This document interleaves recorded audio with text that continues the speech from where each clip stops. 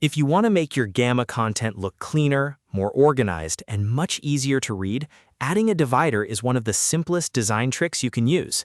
In this video, I'm going to show you exactly how to add a divider in the Gamma app step by step, so you can separate sections, create spacing, and give your cards a more polished look.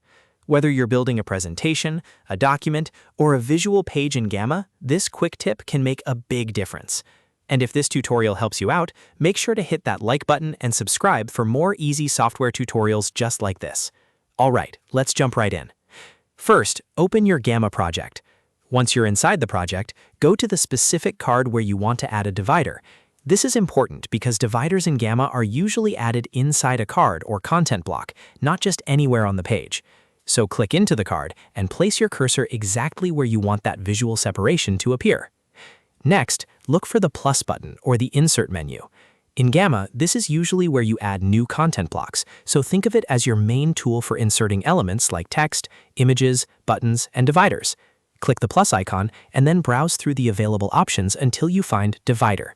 In some versions, it may appear as a line style block or a similar separator element, depending on the layout or update of the app.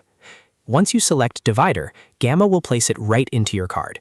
You can then position it between two sections of content to create a clean break between ideas, headings, or paragraphs.